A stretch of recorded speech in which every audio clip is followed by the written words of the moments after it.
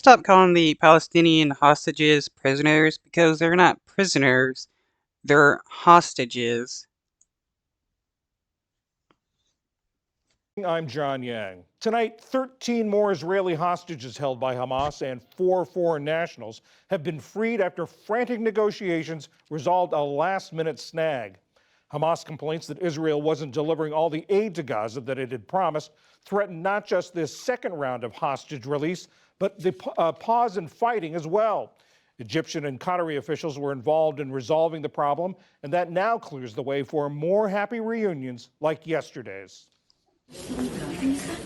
When Ohad Munder saw his father, no words were needed. They had been apart on Ohad's 9th birthday when he was being held by Hamas in Gaza. The family was reunited in Schneider Children's Medical Center in Petah Tikva. Ohad's mother and grandmother were also released. Missing from this scene, his grandfather, who's still being held captive. It's great, though, that people are being released, and it's especially great that there's a lot of Palestinian hostages that are in prison for 1, 2, 5, 10 years, and they're being released. In another part of the hospital, 4-year-old Raz Katz Asher in the arms of her father, telling him that over the last 50 days, she dreamt of going home. That dream has come true for her, her mother, and her younger sister. In Bethlehem on the West Bank, Hanan Takatka prepared a special breakfast for her son Kasey, home after spending more than a year in an Israeli prison. He was among the Palestinian prisoners exchanged for Israeli hostages.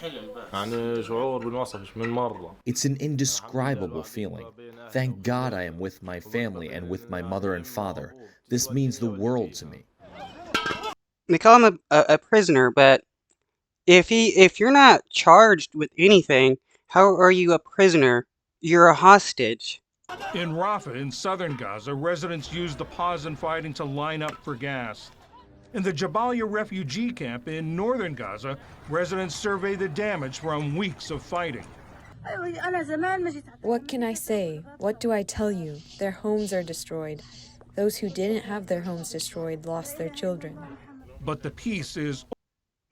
How can the Israeli government claim that they're just fighting Hamas when what they're doing is killing innocent people and destroying their homes, destroying hospitals, and attacking UN shelters? If you're attacking UN shelters, you're not attacking Hamas. only temporary. Israeli Chief of Staff Herzi Halevi told his troops today to be ready to resume the fight. And in Tel Aviv, Israelis said that That's because the IDF doesn't actually want a permanent ceasefire.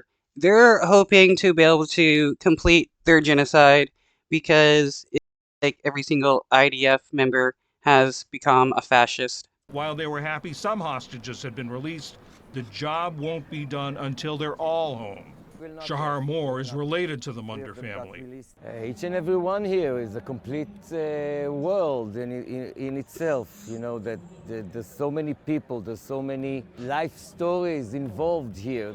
Lives like Ohad Munder's, now able to reunite with both friends and family. In Ukraine overnight, the most intense Russian drone attack of the war so